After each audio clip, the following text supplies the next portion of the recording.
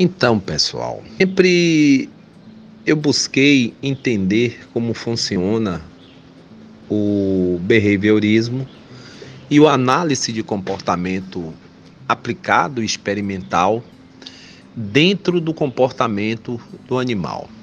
Só que dentro dessas literaturas e dessas teorias, a gente não vê a presença ou não vê nenhum tipo de relato se falando sobre o clique. O clique foi introduzido em relação ao behaviorismo, pois que foi consolidado todo o behaviorismo aplicado. Mas se vocês observarem dentro do análise de comportamento, nós temos os estímulos delta, o estímulo discriminativos, que vai estar atrelado à resposta comportamental do animal, e também temos o estímulo sinalizador. O que é o estímulo sinalizador? Esse tipo de fenômeno, que é o estímulo sinalizador, ele sinaliza ao organismo que vai vir outro estímulo. Só que esse estímulo sinalizador, ele pode anunciar que virá um estímulo aversivo ou um estímulo reforçador. Então, o comportamento do cão ou do organismo vai se comportar mediante a esse último estímulo, que é pós o estímulo sinalizador, virá. Um fenômeno bem didático para que seja observado como funciona o estímulo sinalizador é um dia, uma noite de tempestade, que acontece um relâmpago e em seguida vem um trovão, uma trovoada. Observem que cada organismo vai se comportar de uma forma. Quando o relâmpago vem, ele sinaliza que vai vir a trovoada, e depois da trovoada o organismo tem um comportamento. Isso para um organismo que nunca viu tempestade. Mas para um organismo que já conhece, quando ele vê o relâmpago, ele sabe que vai vir a tempestade, ele, em cima disso, ele já emite uma resposta. Ele vê o relâmpago, já se esconde e começa a tremer de medo, porque sabe que vai vir o estampido, a explosão que é da tempestade. Sabemos que a luz é muito mais rápida do que o som, é por isso que acontece o aparecimento do relâmpago primeiro do que o trovão. É em cima desse fenômeno que fica claro uma forma também de entender como funciona o clique, ou seja, o clique sinaliza que vai haver um estímulo reforçador. A consequência, ela tanto pode ser um estímulo como pode ser um reforçador. E nesse caso, ela aparece como ambas. Ela aparece como um estímulo e aparece também como um reforçador. Ele vai entender, o organismo, que esse estímulo sinalizador está atrelado à resposta dele.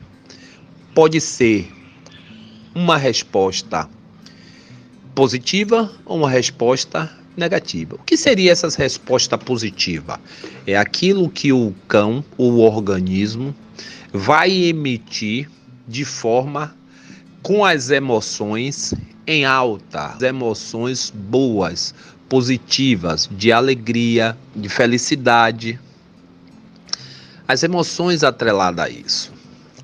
Esse mesmo estímulo sinalizador pode sinalizar que virá um estímulo onde esse mesmo estímulo que foi sinalizado vai desencadear uma resposta de fuga, de esquiva, de medo, as emoções do ponto de vista negativo.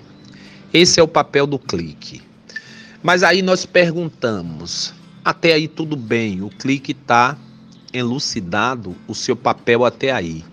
Em relação à resposta que o cão dá do ponto de vista positivo, como é que ele consegue?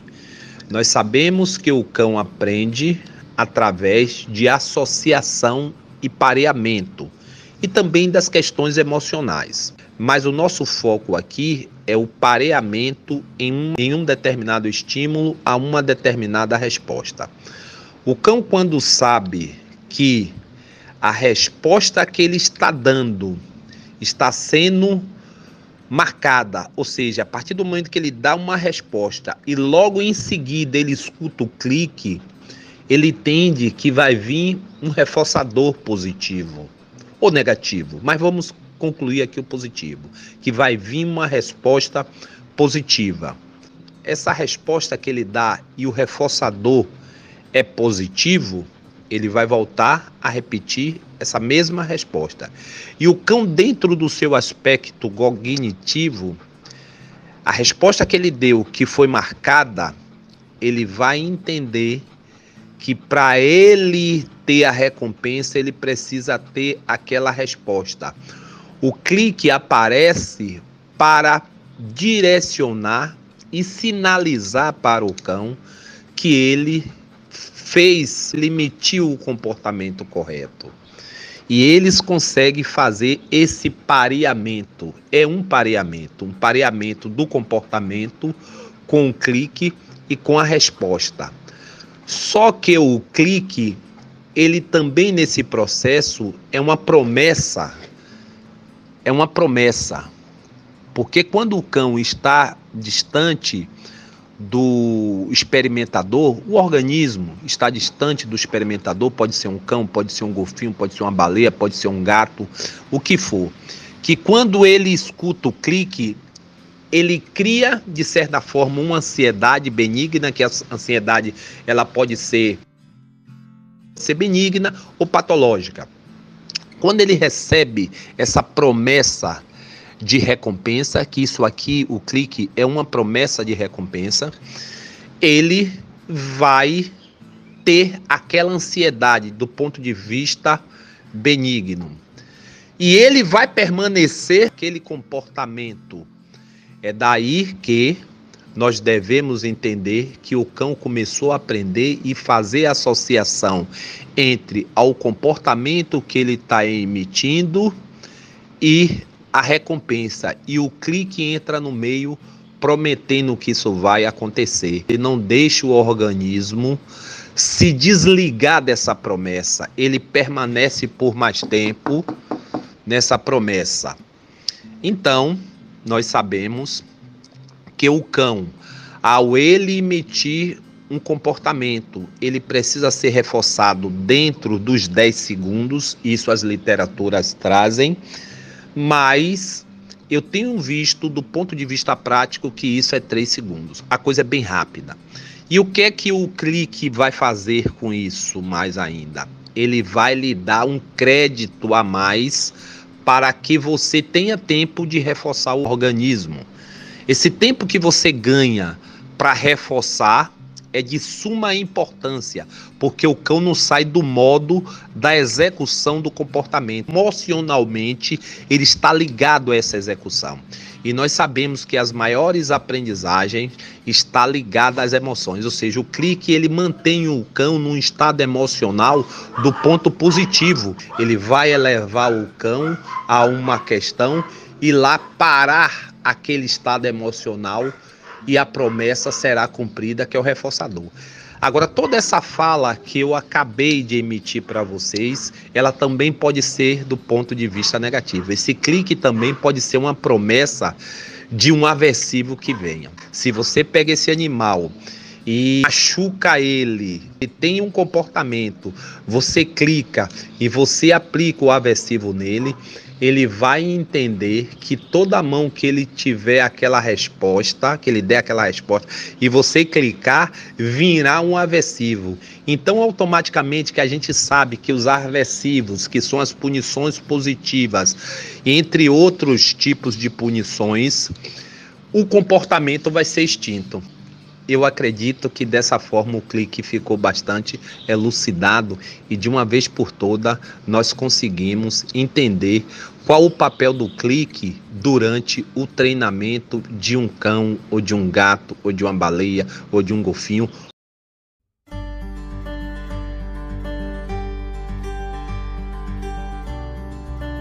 precisa ensinar o nosso cãozinho? Que quando a gente clica, a gente está dizendo a ele que ele acertou aquele comportamento.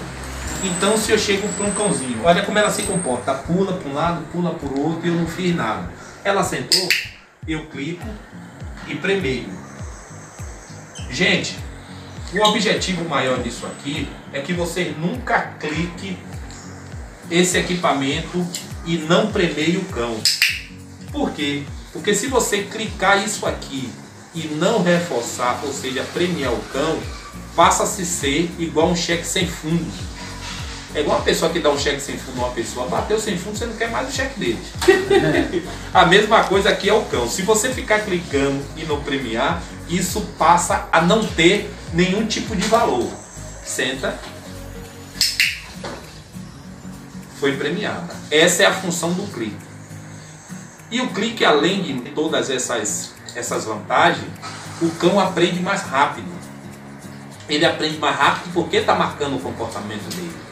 Digamos, um cão que nunca praticou deita. Vamos ver como é que ela vai se comportar. Deitou, eu clico e libero a comidinha, que é o reforçador. Mais uma vez. Senta, desci, cliquei e libero. Quanto mais rápido você liberar a comida do clique, mais o cão aprende mais rápido. Uma comparação. Se o cão deu o comportamento, eu cliquei e demorei o reforço, o cão aprende? Aprende. Mas de acordo com a literatura, o livro de Catania, que é um livro do behaviorismo e da análise do comportamento, ela lá diz, quanto mais você libera a comida, que é o reforço rápido, o cão se torna mais rápido na resposta. Senta. Sentou. Deitou. Cliquei e libero logo. Não deve dar a comida para depois dar o reforço para depois clicar. Primeiro é o clique, senta. Deitou. Cliquei e libero logo. Para que o cão dê a resposta mais rápido, o cão aprender mais rápido. Se demorar, o cão também aprende. Não quer dizer que não aprenda, mas dessa forma ele aprende mais rápido. E isso de acordo com Catania. Se dizer que seguiu todos os passos de Skinner. Skinner é o pai e a mãe do behaviorismo radical. Os tipos de behaviorismo também. Aqui, menina. E é isso aí. Daí em diante, você pode, uma vez carregado o clique, ó, vocês podem fazer todo tipo de exercício. Então é isso aí.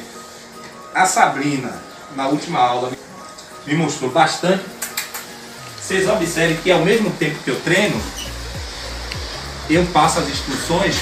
Deita. Ok. Agora nesse momento eu vou passar para os tutores praticar aqui o que eu estou fazendo e nos próximos vídeos veremos a evolução disso.